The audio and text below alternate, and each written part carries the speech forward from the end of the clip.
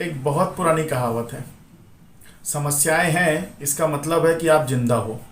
सुकून तो केवल मुर्दों के नसीब में होती है। दोस्तों, हम लोग कई बार अपने जीवन में चुनौतियों के सामने और समस्याओं को अपने सर पे बैठा लेते हैं और हम उससे बहुत निराश होने लगते हैं। हमें लगता है कि और लोगों की ज़िंदगी बहुत सुकून से चल रही है और शायद हम अपने जीवन में बहुत अच्छा नहीं कर पा रहे हैं। हम अपने जीवन में जो चाह रहे हैं हम उसको अचीव नहीं कर पा रहे हैं। तो चीज़ों को चाहना और उसको अचीव करना तो एक अलग बात हो गई, लेकिन वो अपनी ज़िंदगी में निराशा का एक ऐसा गुबार और एक ऐसा पहाड़ अपने मन में बना लेते हैं कि पूरा जीवन वो दुखी होकर बिताते हैं। हर समय हर बात को वो नकारात्मक दृष्टि से ही देखते हैं। हमेशा सोचते हैं कि वो अपने जीवन में आगे क्यों नहीं बढ़ पा रहे हैं। उन्हें लगता है वो एक धरती पर खड़े हैं और धीरे धीरे धंसते चले जा रहे हैं।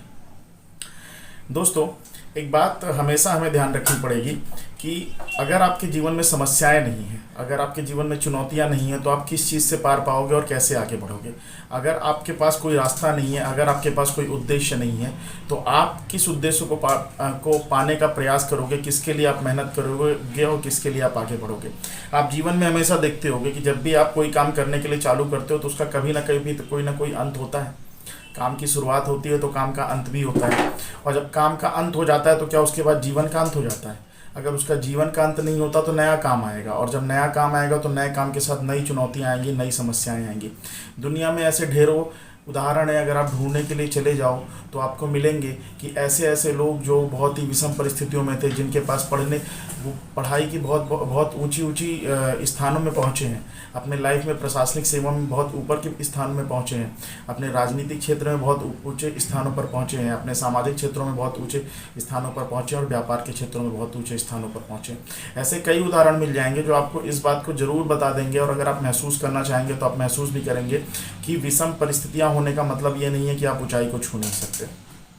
दोस्तों, जरूरी है कि आपके आसपास जो भी चीज़ें अच्छी हैं आप उसको उसको ढूंढिए और उससे सीखने का प्रयास करिए।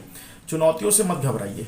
मैंने आपको फिर से बताया कि अगर आप जिंदा हैं तो चुनौतियां आपके साथ रहेंगी। सुकून तो केवल मुर्दों के जीवन में नसीब होता है। आपके सामने अगर समस्या आती है तो उसको समाधान करने का प्रयास करिए। आप कोशिश करिए इन सब चीज़ों को ढूंढने की, ऐसे रास्तों को ढूंढने की कि जिसके माध्यम से आपकी वो समस्याएं जो हैं वो सरल हो सके और आप जिस चीज़ के लिए काम करना चाह रहे हैं उसको अचीव कर सकें। एक बात बताइए, एक आदमी जो घर के अंदर चुपचाप सोया हुआ है, लेटा हुआ है, उसे कुछ भी जीवन में करना नहीं है, उसे कुछ पाना नहीं है, उसके जीवन में क्या समस्याएं होंगी। आप अपने जीवन में जब कोई काम अपने सर पर लेते हैं, एक कहावत है सामान्य बोलचाल की भाषा में, मुझे पता नहीं आपके क्षेत्र में है या नहीं है, लेकिन बहुत ही सीखने वाली। उसमें कहते हैं, मस्त रहो मस्ती में, आग लगे बस्ती में। अगर आप मस्त हैं, अगर आपको किसी भी चीज़ से कोई टेंशन नहीं है, आप अपने जीवन में कोई लक्ष्य नहीं बनाना चाहते जीवन, तो इंसान को क्या चाहिए? इंसानी शरीर को केवल खाना चाहिए। अच्छा 2 वक्त की अगर रोटी मिल रही है, थोड़ा बहुत वो स्वास्थ्य का ध्यान दे रहा है तो उसका जीवन आसानी से चलता है।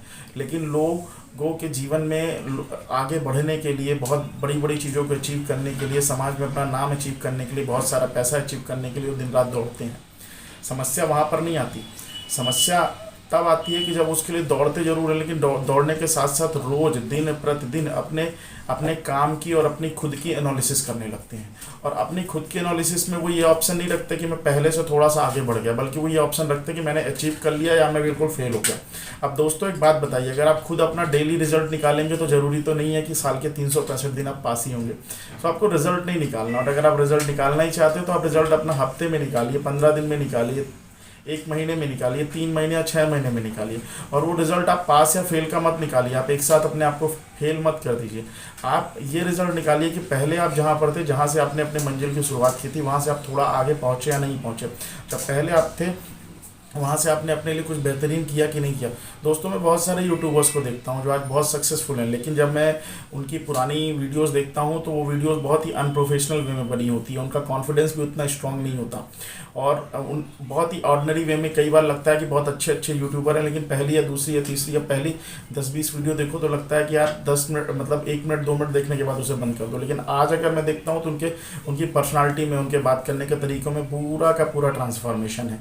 बहुत ही बेहतरीन तरीके से बोलते हैं, उनका कंटेंट लाजवाब होता है, उनके वीडियो की प्रोसेसिंग बहुत अच्छी रहती है, एडिटिंग शानदार रहती है, और लगता है उनके वीडियो को बस देखते चले जाओ। ऐसा क्यों हुआ? ऐसा इसलिए हुआ क्योंकि वो अपने काम में लगे रहे और दिन ब दिन अपना इम्प्रूवमेंट करते रहे। तो इसीलिए दोस्तों कहता हूँ, आपके सामने अगर चुनौतियाँ आ रही हैं, समस्याएं आ रही हैं, संसाधनों की कमी आ रही है, सबसे बड़ी समस्या लोगों के जीवन में होती है कि वो संसाधनों की कमी से जूझते हैं। उनको लगता है संसाधनों की कमी, उनको सबसे बड़ी कमी लगती है पैसा नहीं है उनके पास। उनको लगता है पैसा होगा तो मैं बहुत सारी चीज़ें जो मैं अचीव कर लूँगा।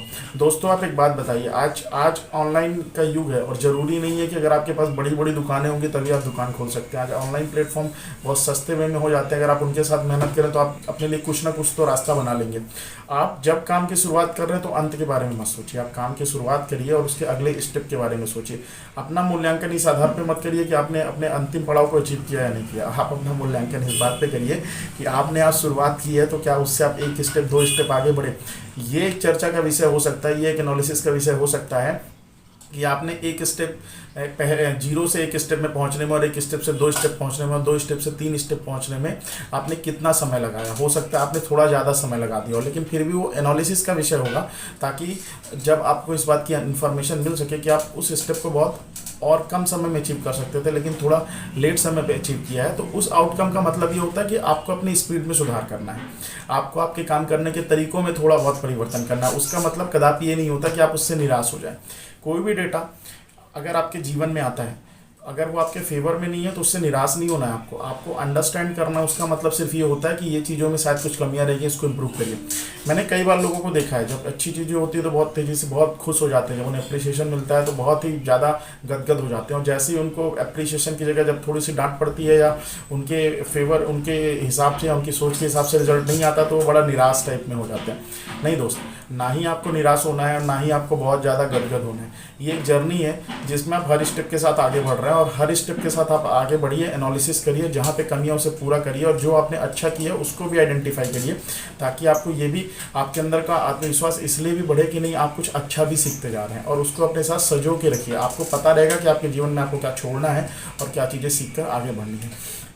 एक बात और ध्यान रखिएगा, हम अचीव करने की जर्नी में है, जीवन इसी का है। जन्म और मृत्यु के बीच में हम बहुत कुछ अचीव करते हैं और फिर हम अपना नाम करके इस दुनिया से चले जाते हैं, तो ये निश्चित है कि चले जाते हैं, लेकिन हमको एंजॉय करने के लिए कोई अलग से समय नहीं मिलेगा। तो आप उस जर्नी को एंजॉय करिए। जहाँ भी आपकी समस्याएं होती हैं उन समस्याओं को आप खुद से जो है जब देखेंगे, समझेंगे, एनालिसिस करेंगे, उससे आगे बढ़ने की कोशिश करेंगे, तो रोते रोते आगे नहीं बढ़ना है, आपको उसको खुश होकर आगे बढ़ना है। जो भी समस्याएं आती खुश होकर।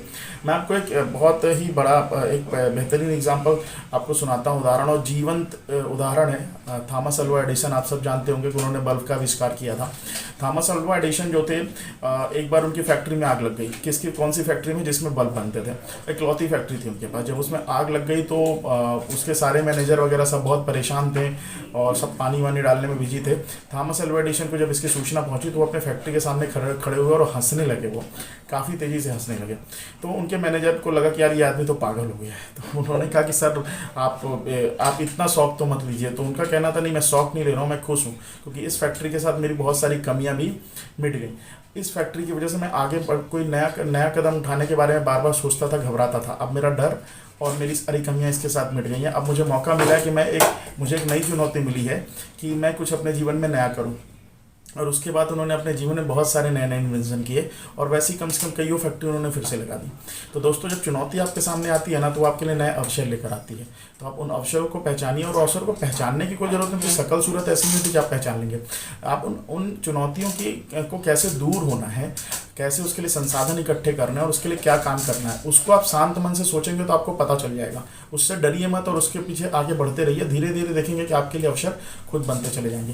दोस्त, हमेशा याद रखिएगा, वीडियो खत्म करने से पहले फिर से मैं जिस बात से इस वीडियो की शुरुआत की थी बोलता हूँ कि अगर आप जिंदा हैं तो आपके जीवन में चुनौतियाँ रहेंगी। सुकून तो केवल मुर्दों की किस्मत में होता है। धन्यवाद।